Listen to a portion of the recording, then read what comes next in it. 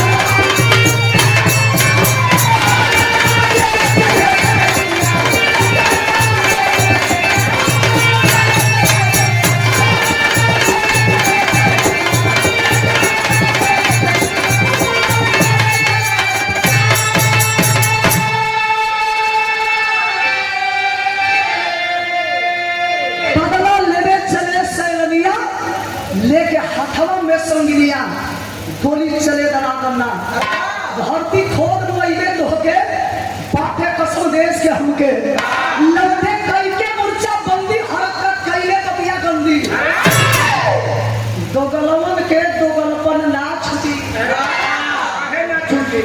ये साले कभी माने ही नहीं। ये दोगले किस्म के होते हैं। जानते हैं कौन? मेरा पड़ोसी मुल्क पाकिस्तान। दोनों तरफ से गोलियां चलने लगी। बहादुर जवान कदम को आगे बढ़ाते हैं जानों की परवाह न करते हुए। जब लड़ाई बंद भई वापस होके लगल तो पाकिस्तान निशाना लगाता है और निशाना लगा करके हमारे बहादुर के ऊपर गोली चलाने लगा। तो कभी जब यहाँ कर टेरी लिख लो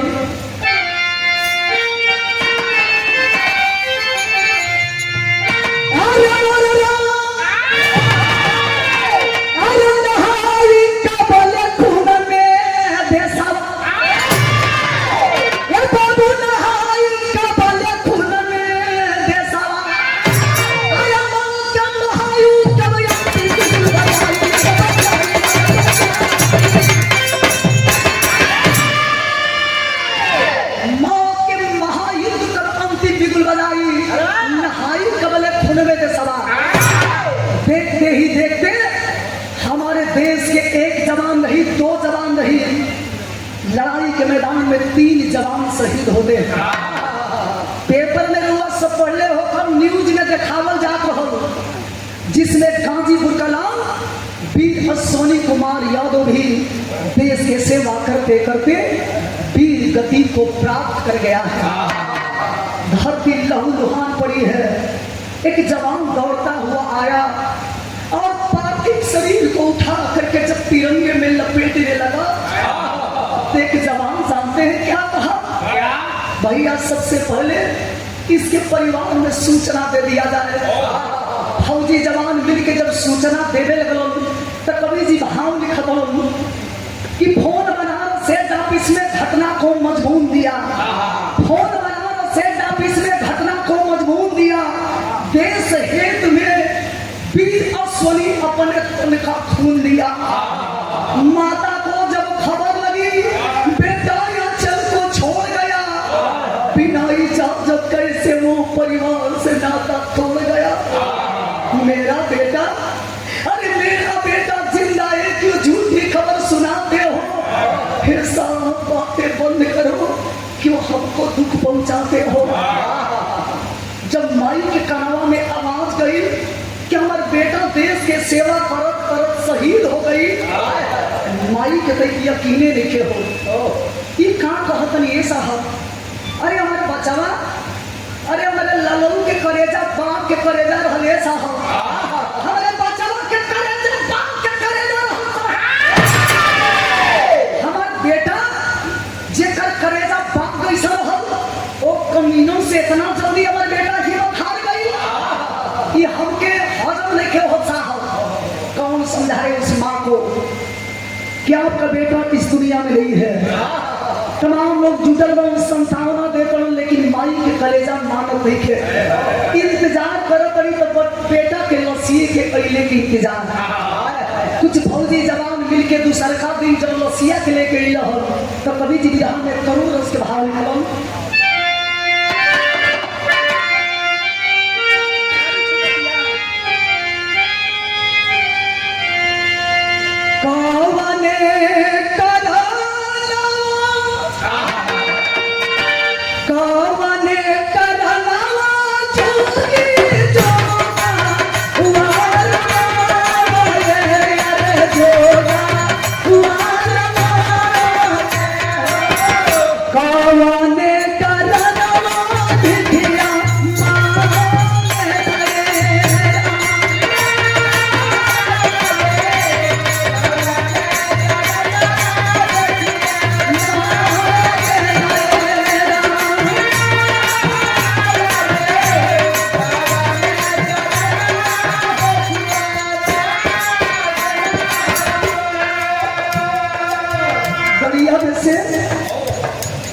बड़की बेटिया उतारो गई, माई के अखिया के सामने बेटिया के रखल गई। जब बड़की बेटी के देखली ऐसा ही तमाम लोग जुटल गए, छतिया फाटा पिया, ए बाबू, ए भैया, ए चाचा, बस एक बार अपने लाल के चेहरा देख लेती ना, छतिया जुड़ा गई, ताबूत के खोल गई। माई अपना बेटा के जब चेहरा देखली हो, शहीद बेटा से रो के कहता बड़ी, खाई के बाजार की गोई ले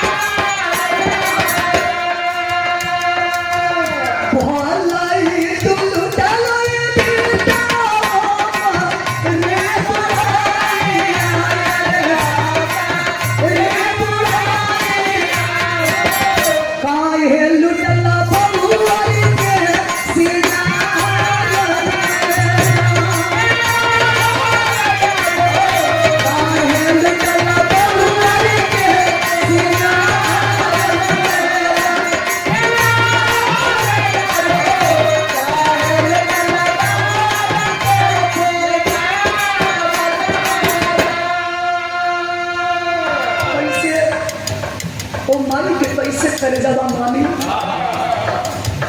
बेटा के लसिया के दे के कहती है ये बेटा अरे तू तो मारी के गरीबी दूर करे गई रहे ना काश से मारी के पता हुई कि हमार बेटा गरीबी दूर करे खातिर जाता लेकिन एक ऐसा समय आई कि हमारे बेटा ऐसा दिन दिखाई अरे फाटल लुगरी बहन के दिन काट लेती रे बेटा नीमक रोटी खाए के दिन के गुजारा कर लेती लेकिन ऐसा बहुत दिन ना देखती याद कर रही है उस दिन को एक समय रहो कि अपने लाल के बचपन में कटोरा भर भर के ही आंगन में दूध पियाई छाती से लगा करके दुनिया की बुरी नजरों से मैंने छिपाया था आज मेरा बेटा मेरी आंखों के सामने शहीद पड़ा हुआ है रोवा तभी कभी भी लिखा क्या बड़ा आंसू में डूबली बातें जाऊं वाला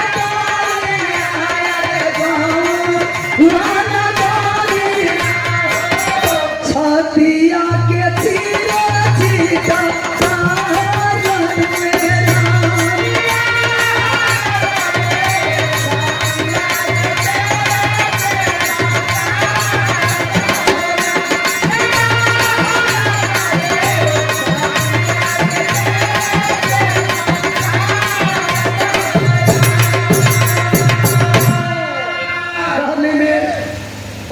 बोलने में बड़ा ही सोचना पड़ता है एगो बेटा के मौत का होला ये बाबू शायद वह माँ ही बता पाएगी जिसका जवान बेटा शहीद हुआ है रोवा तड़ी बेटा के जगह तड़ी लेकिन बेटा कहाँ जागे वाला बा घरों में से बउरैया बन के दुलैया दौड़ दौड़ आई अपने पति के लक्ष्या पर मुड़िया पटक पटक के रोवतिया कभी अपने शहीद पति के देखे तो कभी अपने दोनों टुअरन बच्चों के देखे और देखे पाएगी काजी आप तो साथ फेरा लेते समय दिए मरे के कसम कहिएगा ना एक बार बता देती ना कि आपके दोनों टुअरन बच्चों के लेके हम कहाँ जाए आपके दोनों टुअरन बच्चों के लेके हम कहाँ जाए रो दिया वादा पहले रहा कि बेटी की साइकिल लेके आई अपना कमाई से डॉक्टर बनाई अब तोरे बेटी की के पढ़ाई बिहार के आखिरी तरफ कैसे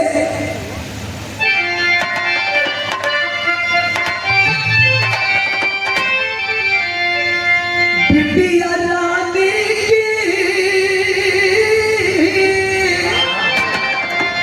बिटिया रानी की अरे डॉक्टर बनैबा सपना रोहन तोहार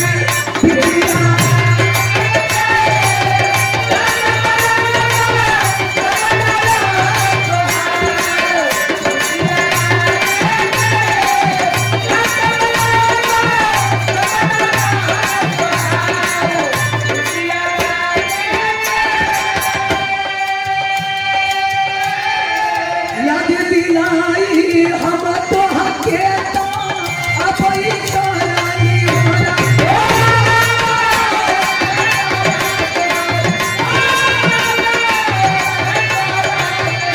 अरे तेरे साथ मिले गईलो अरे छोड़ी के देला कोना की बिटिया रानी के बिटिया रानी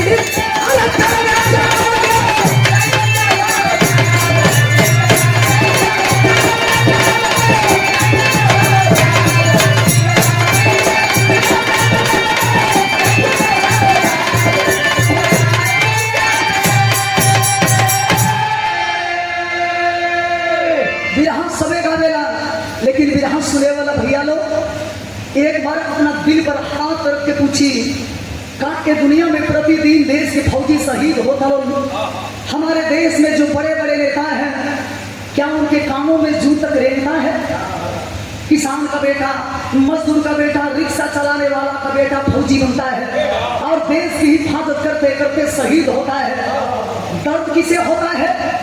उस माँ को दर्द होता है जिस माँ के आंखों के सामने एक जवान बेटा शहीद होता है। उस पिता से पूछिए जिस पिता के आंखों के सामने एक जवान बेटा शहीद हुआ है।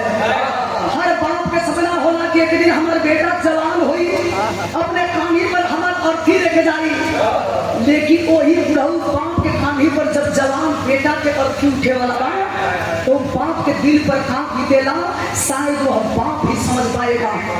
तमाम लोग जुटल बड़न, रोवत बड़न, समझावत बड़न, लेकिन परिवार के लोग मानत नहीं खल।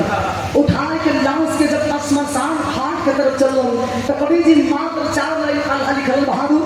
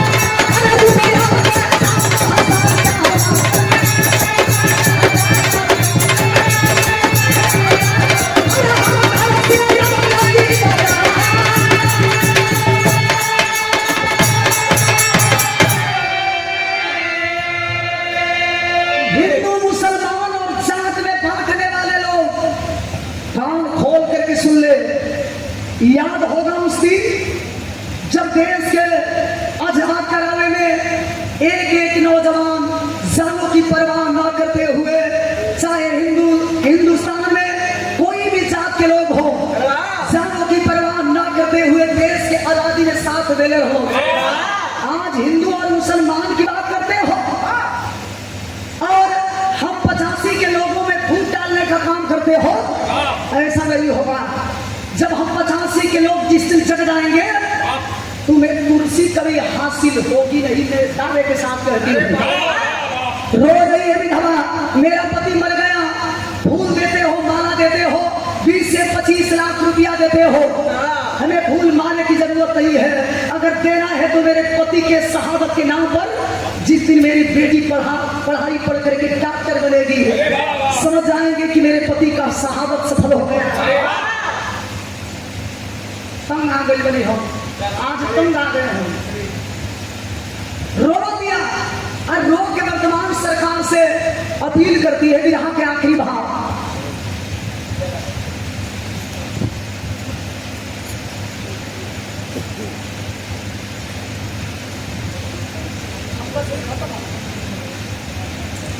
सुंदरमाला और सागर 101 रुपया देखिए स्वागत के लिए बनी। देने वाला साहब के मेरे ओर से बहुत बहुत प्रणाम। आशीर्वाद की प्रतीक्षा बा गीत के आखिरी भाव।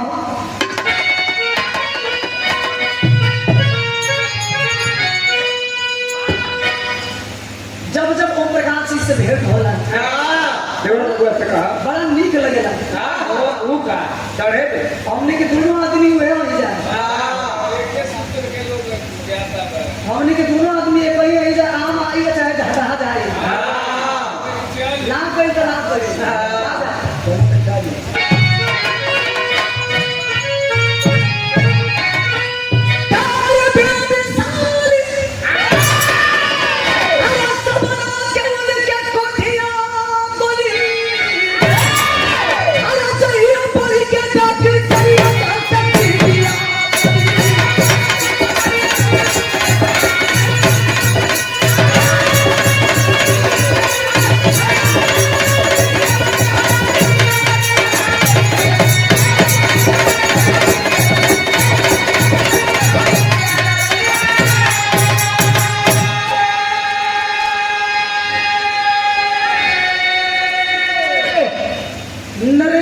सुभाष उर्फ मोदी जी का एक नारा आप सब सुने होंगे, क्या?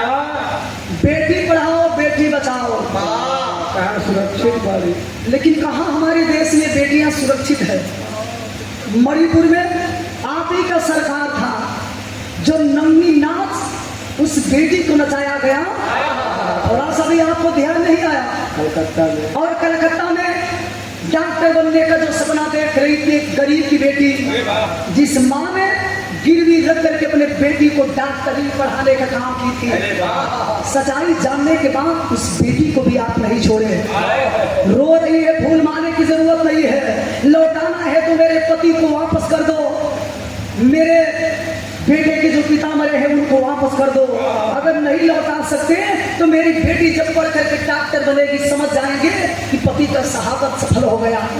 एक समय था, आप सब अच्छी तरह से जानते हैं कि जब देश के जवान शहीद होते थे तो उनको रेंट के हिसाब से पैसा मिला करता था, किसी को 1 लाख, किसी को 1.5 लाख, किसी को 5 लाख।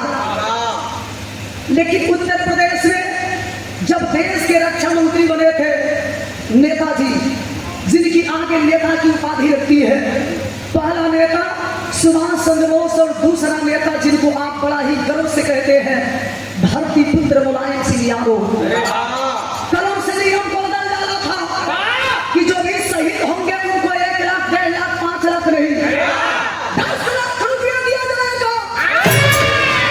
माई बाबू के टोपी बेल्ट ना बेटा के डेड बॉडी पहुंचावल जाएगी। आज के समय में एगो माई अपने लाल के छाती से लगावत रही तो उन नेताजी के देख बा गीत के आखिरी भाव, गुरु बिहारी गुरु